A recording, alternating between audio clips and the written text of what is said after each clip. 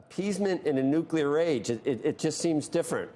And if you stand up to a bully that's nuclear armed, do you think that option is actually something that Putin would consider? Because we're not only, as you're saying, Europe's hands are tied because of energy policy, but it seems like the world's hands, NATO's hands, the U.S., the United States' hands are tied by what's been hanging over our head since 1945, nuclear-armed superpowers.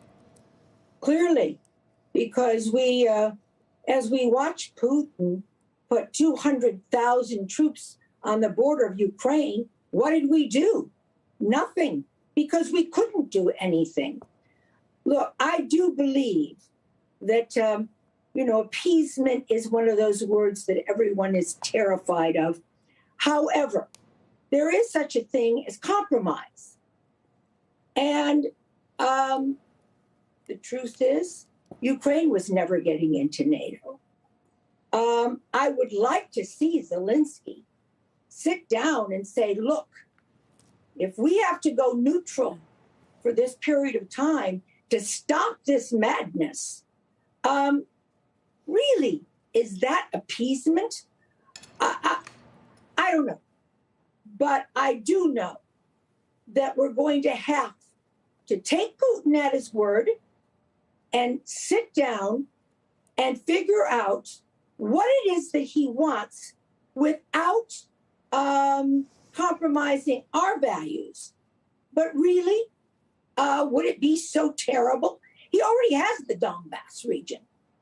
So I will be criticized for this. I know that. But I do think at some point we have to have the courage to sit down and say, what will it take?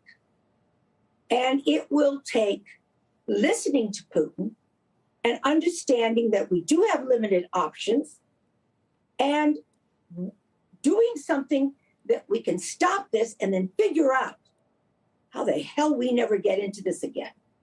Ambassador, I hear what you're saying from the perspective of maybe saying neutrality and that Ukraine will not be in NATO for some period of time. I could understand that being compromised, but it sounds, at least from everything we've heard to this point, that Putin wants to at least take those separatists, those two areas, the two regions. And I think that's where there's a bigger problem. Would the Ukrainian people go along with something like that? I think that's where it gets into a much more complicated problem. And you're right, we could try and be the peacemakers at the table. But with what we've already seen from the Ukrainians and what they have done and what the incredible bravery that we've watched them over the last few weeks, that gets more and more complicated, because if in the matter of 2 weeks, Putin can get what he said he wanted to begin with, which was these two regions, and to make sure that Ukraine was never allowed into NATO, that almost rewards this horrific, awful behavior and allows him to think, and anybody else who's watching, that if you behave terribly, you do awful things, you'll get what you wanted anyway, and it can happen in a matter of weeks. Well, look, there's no question about the bravery of the Ukrainian people, but also there's no question about the overwhelming force that Russia has. And Russia can take Ukraine. Holding Ukraine, I agree, is another story. But really, they already occupy the Donbass region. And we don't necessarily have to give that over to Russia. We could compromise to the effect that we have independent elections there, something other than actually ceding the borders. But where does this go? At what point? Where does this go from here?